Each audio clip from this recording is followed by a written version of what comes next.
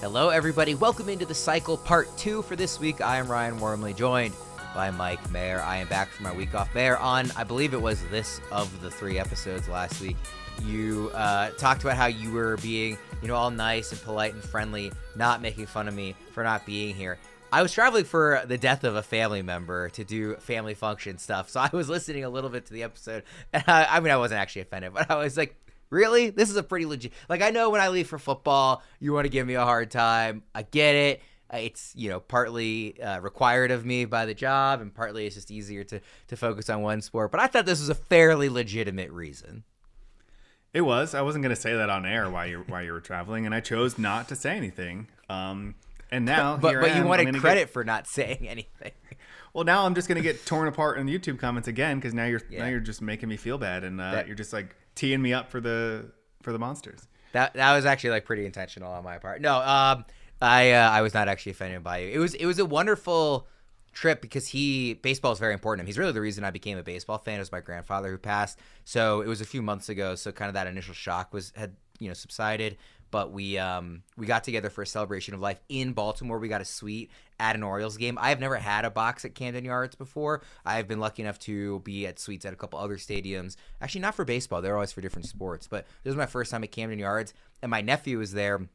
We got the whole family together, ate crabs, played games. It was really an awesome tribute. And the Oriole bird came by to the suite, and my nephew got to take pictures with him, and it was his first game ever. So it was a really fun time. As I mentioned to you on the previous segment of the cycle this week, I did not really watch much baseball the last week because I was traveling for this family stuff. The only baseball I really watched were the 2 games at Camden Yards that I attended while I was in Baltimore. So hopefully I'm coming into this episode with having done enough research to really catch up and give some quality advice here. But I want to throw that out there just in case it comes through with, oh, wow, you didn't see this happen to this guy. How did you miss that? It's because I didn't, really watch for a few days because of the stuff I had going on. But thank you to you, as always, for filling in the host chair when I was gone. And as I mentioned in the last segment, thank you to Kelly for stepping in as well and talking some fantasy baseball. I know you guys gave everybody a lot to talk about because you had very long episodes with me not here to reel us in. Let's dive in after that very long intro to our buys and sells. And because I just talked for a lot, I will let you go first here. Who's your favorite buy low this week? My favorite buy low. First, I'm going to give my a hard sell here. A sell high is your nephew's first game being in a box. Like, how do you go from that? I actually said that. I was like, we are setting the bar way too high for his first game. Now, we set it quite low for the actual game itself. There was a long rain delay. It was gross out, and the Orioles got shut out. So it can only go up from there for that perspective. But pretty brutal the next time he goes, and we're sitting like directly in the sun, and it's nosebleed section. We're sweating through our jerseys. That'll be a different experience for him. He is not even 5 years old. He had a jumbo hot dog, 2 full boxes of popcorn, and a cupcake. I couldn't believe he held it all down. Yeah, that sounds like my 2-year-old daughter. We have to stop her from eating or she will eat until she explodes. Yeah. My favorite buy low of the week is Bryan Reynolds, who I wrote up in our article this week that I'm going to pull up here and not read it verbatim. But his numbers are a little bit down. He's batting just .224 when I wrote this, including a 167 average through the first week of May. So like numbers are down, but also like been even worse recently. Counting stats remain solid, but I just think like a lot of the other expected numbers are just like what he always does. I just think there's kind of like some bad luck here. And I think that, especially because of the more recent success, that a fantasy manager out there is going to be looking to move on from him, or could be more open to moving on from him, especially like, in a lot of my leagues, batting average is kind of like down. And when I look at a lot of the expected numbers, his 359 xWOBA, and like WOBA is what measures the quality of contact, and it's kind of like my preferred metric for looking at like, how real is this? His xWOBA is 359 against 287 for his WOBA. It's one of the biggest differences across baseball between WOBA and expected WOBA. And the same thing is true for his slugging percentage. His actual slugging is 361. His expected is 533, so way higher. And expected batting average, same thing. His actual batting average is 224, expected batting average 268. So all of his expected numbers, they're pointing to, as I like to say, positive regression that we're going to see. And I'm looking to require him because I think you're going to get a high floor player and like solid production, pretty much on pace for what he always does. Do you want me to toss it back to you there, or do you want to hear some of the names I'm looking to see if I can? Well, I want to quickly just ask, because a lot of the contact stuff, I think you're spot on, and Bryan Reynolds has been a favorite of mine for a while. He was actually the first person with my friends not on the show that I started the bit of the is this person the best hitter in baseball? Like Bryan Reynolds has been good for a number of years. And I forget if you mentioned this or not, but his barrel rate is the highest of his career right now. The strikeout rate is also the highest. It was 22.5% last year. This year it's 28.1%, coupled with the lowest walk rate of his career. To what degree is that like concerning to you? Like, if you think the contact is still very legitimate, how much are you worried about the fact that he is not making contact as often? I mean, I'm not concerned. It's still like a relatively small sample size. Obviously, you don't want to see it trending in that direction. The walk rate is slightly lower, 7.8% versus 8.2% the year before. That's not a huge number, but the strikeout rate is obviously like almost 6% higher, so you don't want to see that. I just think it's a player going through a cold stretch that, like we always say with like evaluating these players in April, like early May, if he had this stretch in July, no one even notices it. But because it's like the beginning of the year and a lot of that stuff is, kind of like magnified at that time. When I looked at his actual like plate discipline numbers, I didn't see a whole lot that was concerning. One thing that was interesting is that his out of zone swing percentage is actually down like fairly significantly. So that's interesting that if he's not swinging at pitches out of the zone but still striking out more. His in the zone swing percentage is pretty similar, down like a little bit. And his out of the zone contact numbers are way down. So he's kind of swinging at fewer pitches in and out of the zone. But then also the pitches out of the zone that he's swinging at, he's not hitting them. It was 52.2% last year. This year it's 41.7%. So it's down significantly. And that's really the only number that's down really significantly in a bad way. But I guess if you want a number to be down, just stop swinging at pitches out of the zone. Maybe that'll improve things. Who you got for your players you're considering him against? Let's see. So I wrote in the article that I always do pitcher for hitter for these experiments, or at least most of them. So I tried to use our trade value chart to line up pitchers of similar value that I think I either would trade for Bryan Reynolds, but also think I could potentially trade for Bryan Reynolds. So I'll pose them to you. Would you rather Bailey Ober or Bryan Reynolds? I think Reynolds. I think that's a really good one, though. I think Reynolds, though. Yeah, I included Bailey Ober last week as well, too. I think I'm just kind of like selling high on Bailey Ober across the board. I think that's a trade you could get done. I would prefer the Reynolds side, but if you really needed pitching, I could justify preferring the Ober side. I think that's a good one. What about Sonny Gray? I think I'd prefer Gray. But Brian Wu?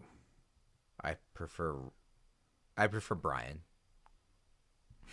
Brian. Reynolds. Both spelled with a Y, too. Yeah.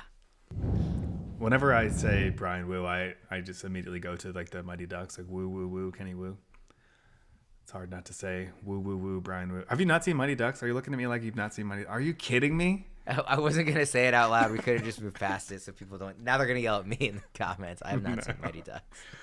Oh my God. That's the second one, too. It's D2, the Mighty Ducks, the best one. I really like sports and I really like movies.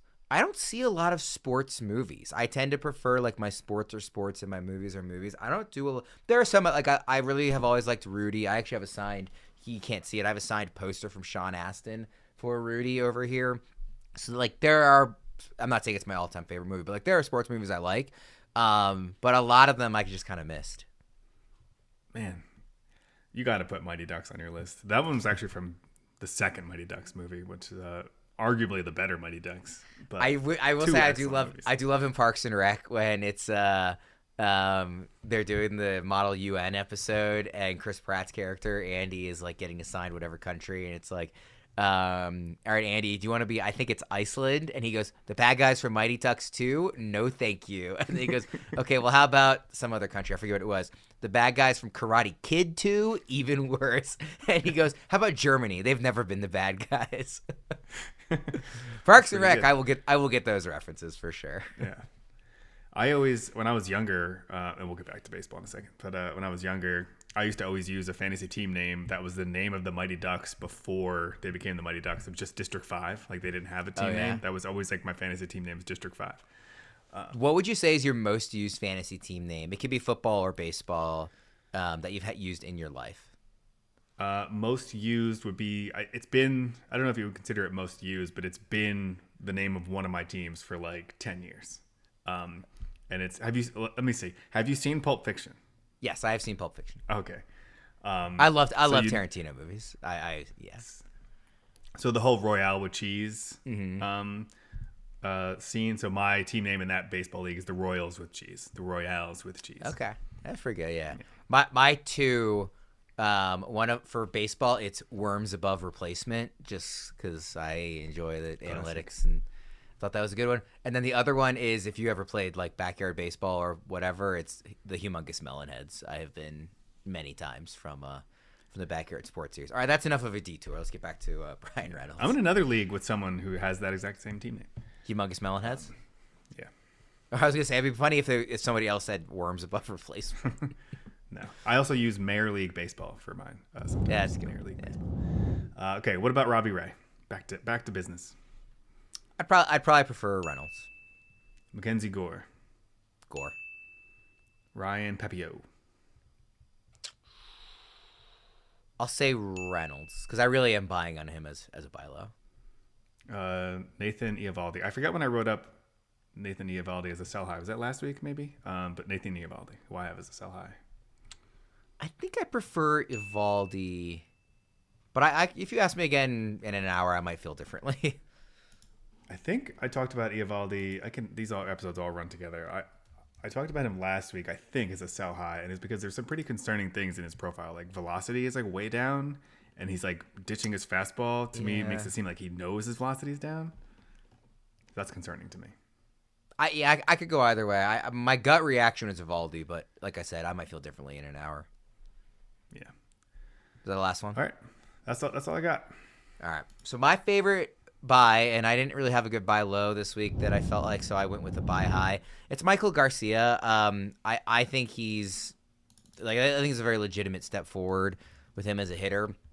Like, his batting average is almost 100 points higher than it was last year, but his expected batting average is even higher than his actual batting averages. He's currently hitting 320. His expected is 328, which is 98th percentile.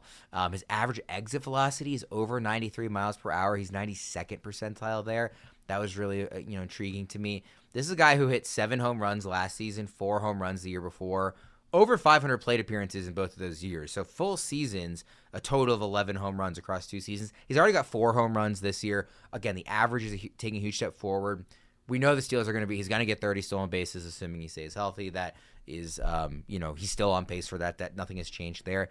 He's only 25 years old. Like, I think it's very possible he's taking a step forward, especially when the quality of contact looks so much better than it has in recent seasons. He's also, depending on your format, or actually I'm not sure if it's format depending, but at least in the game, the leagues I'm playing in, eligible in multiple positions. Second base, third base, outfield. Like, this is a very helpful, especially at third base, really, given how tricky the corners have been for a lot of people this year. But I just think this is a legitimate step forward. It's the lowest strikeout rate of his career, 13.9%.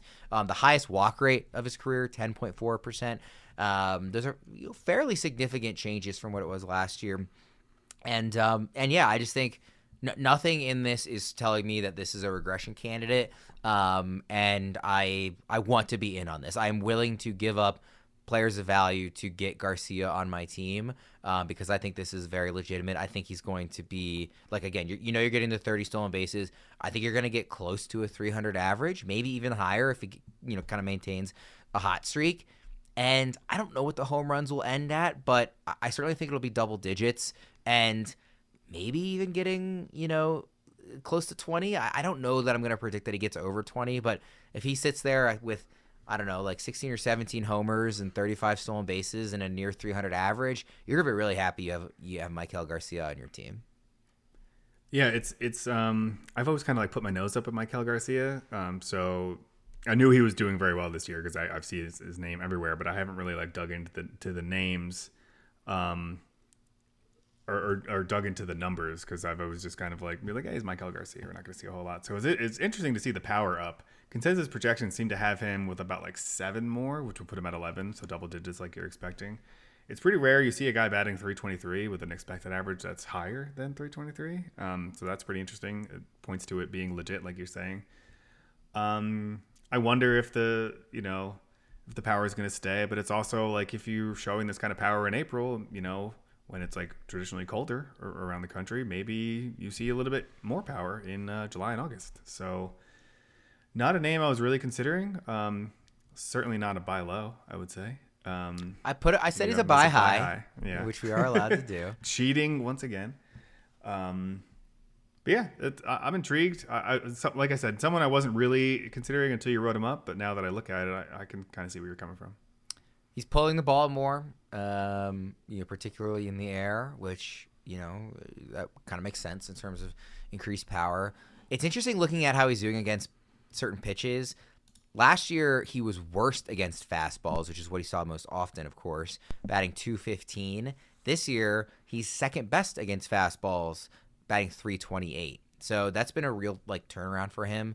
He's also better against breaking balls than he was last year, and he's worse against off-speed than last year. It's like everything is flipped from what he was doing last year very well to what he's doing this year very well. But I want to list him because I think it would be very easy to look at what he had done in previous seasons and say, oh, it's a nice hot streak. Should I be selling high on him? I'm saying no. Take the other side. Buy high on him where you're able to, because I think he's going to be a very, very valuable fantasy asset the rest of the way. All right, who is your favorite sell high? My favorite sell high that I wrote up this week is Paul Goldschmidt, who at age 37 looks like a player he's never been in his entire life. He looks just like a completely different player. He's batting .341. Which I don't think is sustainable. Granted, expected batting average 293, so still very, very good. BABIP, when I wrote it up, was 415. It's now down to 404, but also unsustainable. Not going to be there. And then he's really, really cut down on his strikeouts. In a previous segment, we were talking about a player who, we had seen them cut down on their strikeout rate without really, sacrificing anything else. We are seeing Paul Goldschmidt sacrifice other things by cutting down on strikeouts. His hard hit rate is 23.2%. Last season, which was not even a great season for him, was 40%. And so that's a drastic change, and that points to a complete change in approach. I think it's a player who just realizes, I'm 37. I can't, if I want to stick around and play baseball, I'm going to have to be a different player. And so I think he's really cut down on his swing. He's focusing on making contact. He's walking the same amount, but not striking out as much, but making weaker contact. And he only has 3 home runs. He also has 2 stolen bases. I think he's a sell high because of the early numbers, because the batting average is fantastic.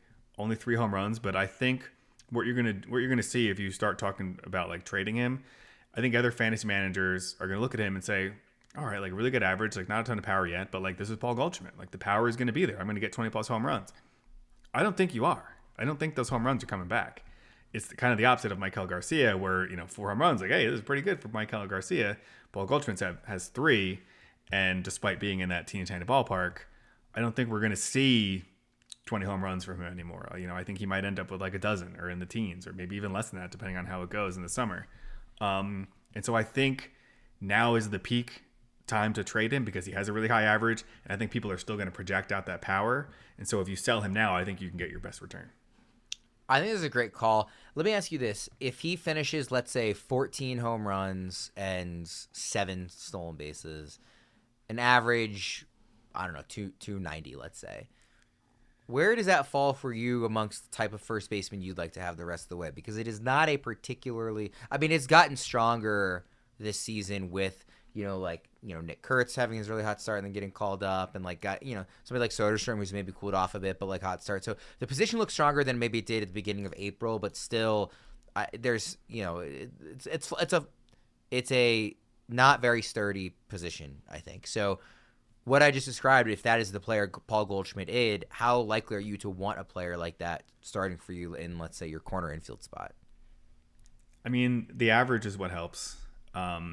It also helps that he has been batting leadoff in a good Yankees lineup, or it looks like he's moved to cleanup more recently, but he had been batting leadoff for a while, but now I guess he's batting cleanup.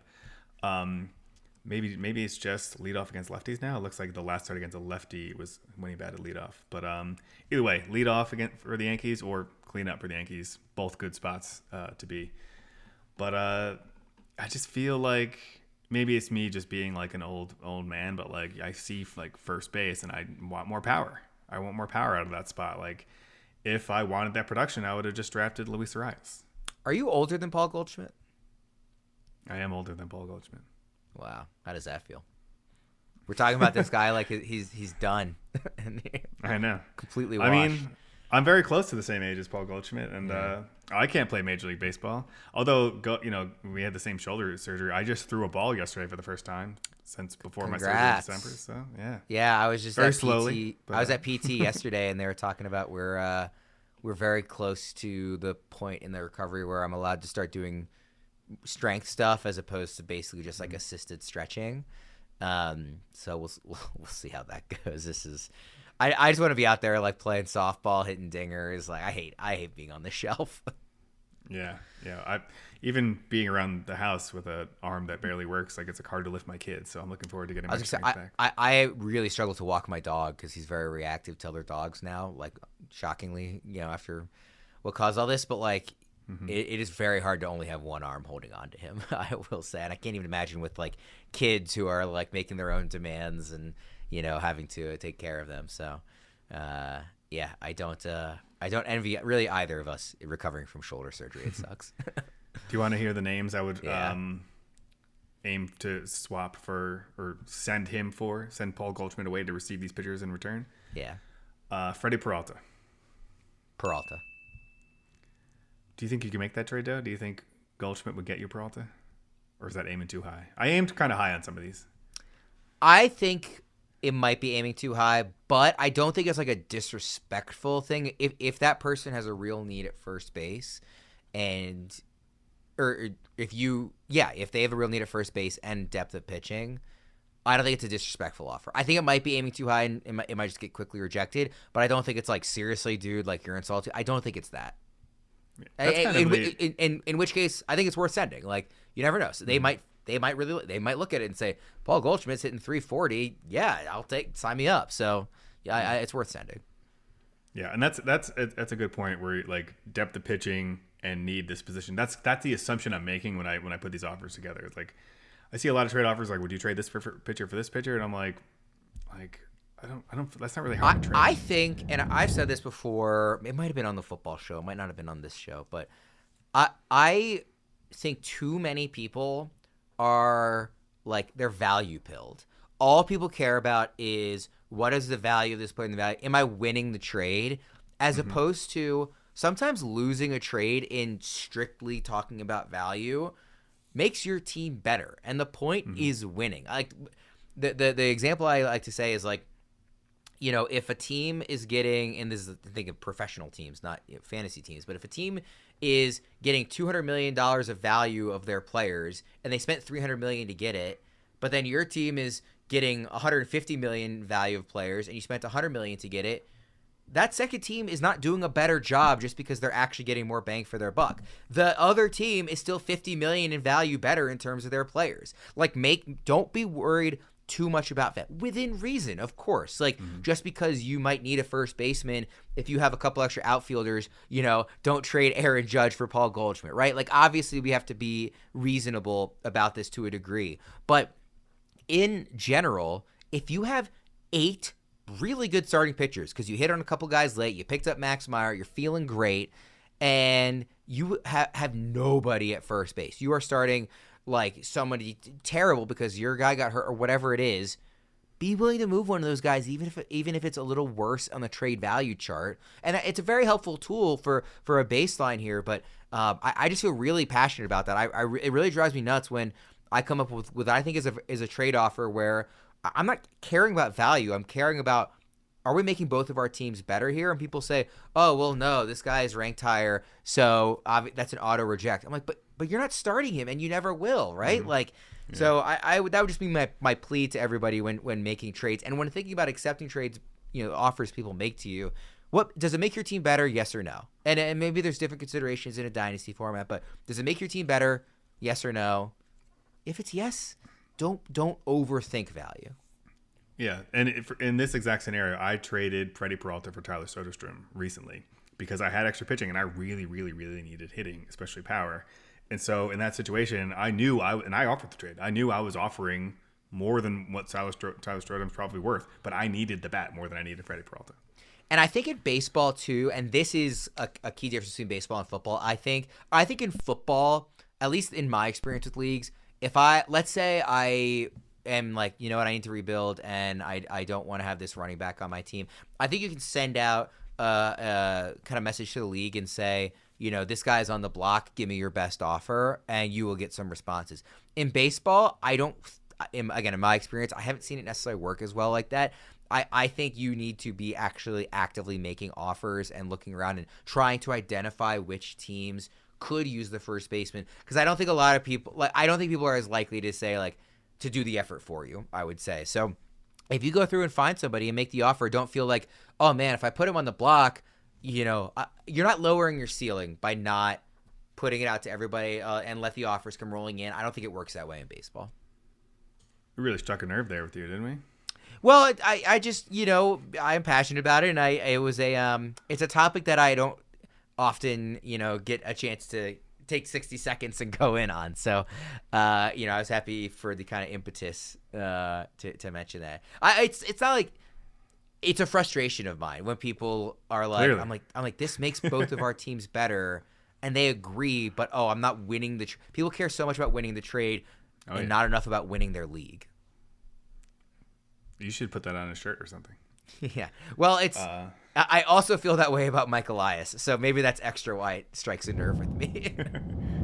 What about George Kirby? I'd rather have Kirby, but given obviously, the injury stuff to start the year, I think that's a more maybe doable trade, maybe.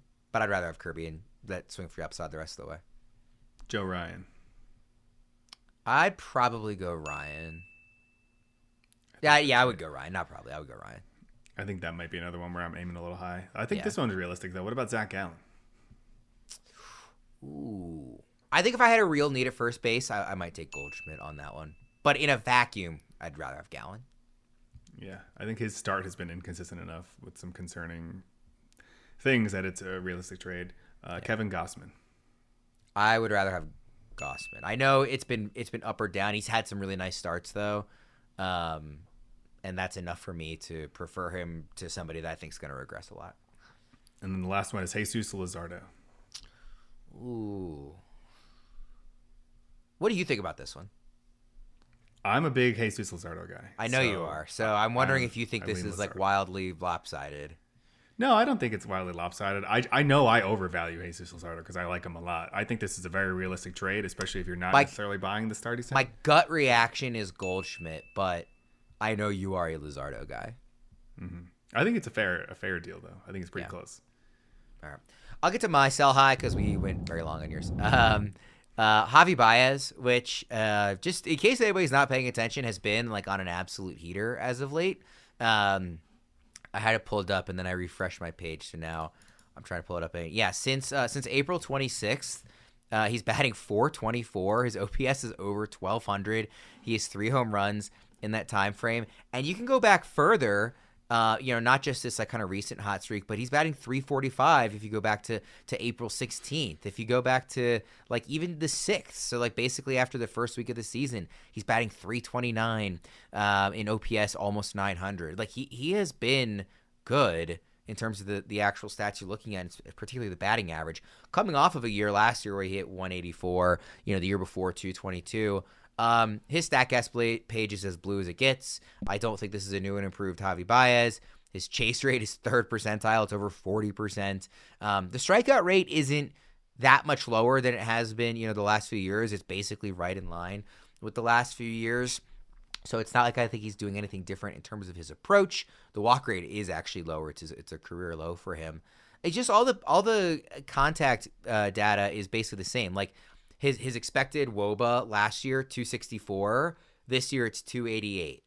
His WOBA last year was 224. This year it's 364. So last year it was a little low. This year it's way high relative to the expected data. And that's like fairly true across the board for most of his stats. Like his expected batting average is 240. Its current average on the season is 313. Again, playing third base, a position that people might have a need. This is not one of those sell highs where you're going to get like multiple studs in return, right? But I think you could, if somebody has a need, you can point to this hot start, say this is a new and improved Javi Baez at age 32, and try and sell him. And quite frankly, I would sell him for anything you can get of value. I wouldn't hold out for the highest offer. I wouldn't say sell him for peanuts, but anything you can get for any reasonable offer. I think Baez is an easy sell. I would sell him for peanuts. I would sell him for any offer that came through the door. I would. I mean, if it was literally like a nothing offer, I might say. I would trade him for literal peanuts. I was gonna say like send me a bag of peanuts in the mail. You can have Javi Baez. Here's what I would say. Whatever you're getting back, you're weighing against. Would I rather have this or maybe ride another week and a half of this hot streak and then be done with him anyway? Like there are sub offers that I would rather just say like, listen, let me see if I can get another week or two out of him. But yes, I would take a low number. But do you not think he's sellable? I mean, I think there are leagues, maybe not with hardcore guys, but I think there are leagues where you can sell Javi Baez. And when I say high doesn't necessarily mean, again, like you're getting, a king's ransom. It just means high relative to his value. And I think this is a peak of his value, and I would be selling is maybe the better way to phrase it. Yeah. I don't think you're going to get a lot for him. I think you can trade him, especially, with the average. But, if anyone looks under the hood of what Javier Baez is going to do or has been doing, then you're not going to be able to sell him. The hard contact alone is like plummeted for, he still like strikes out a good amount of time and doesn't really walk. I tried pulling up the trade value chart to see where he was, and he didn't even make the chart. He didn't qualify for the chart. Wow. But I think I'm looking at like the bottom of like the pitchers. Maybe you can get like a Tobias Myers for him.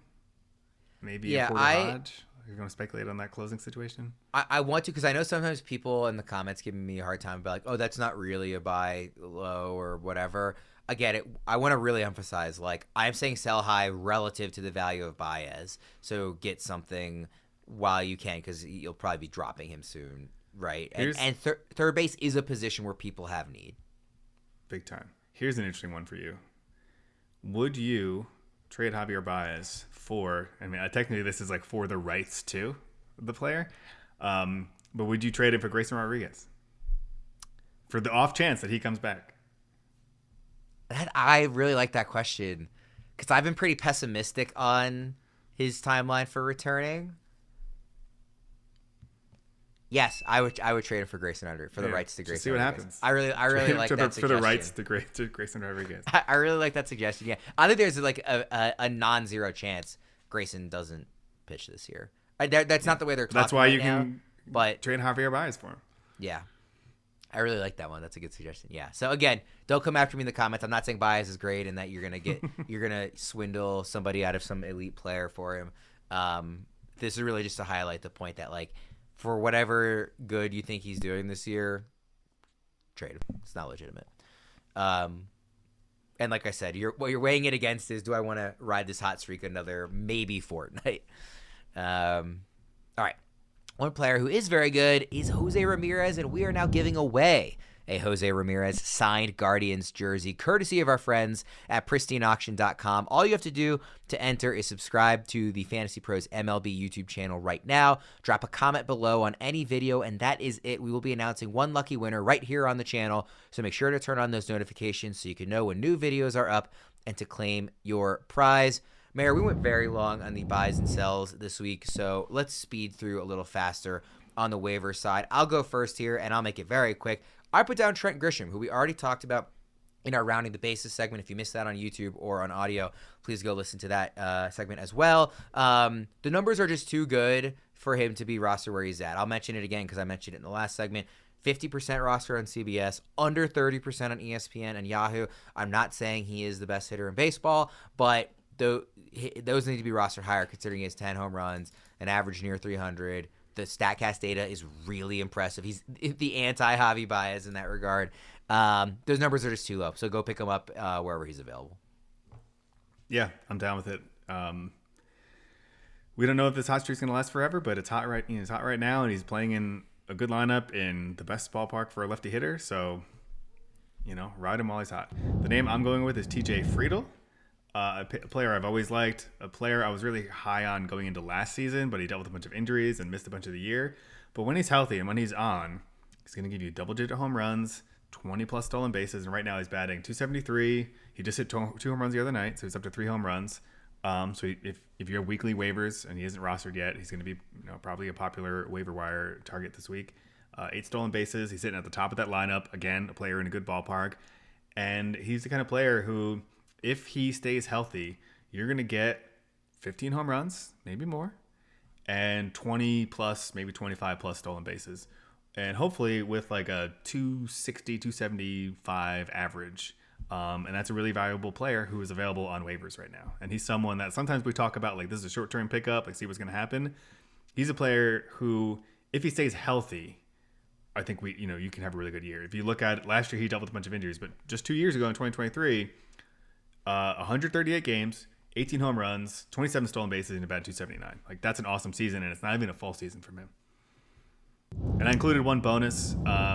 It sounds like Austin Hayes is going to come back. So if he was like really hot and was picked up everywhere, if he got dropped when he got hurt, it sounds like he could be back as soon as Friday without a rehab assignment. So also pick up Austin Hayes on the same team. Yeah.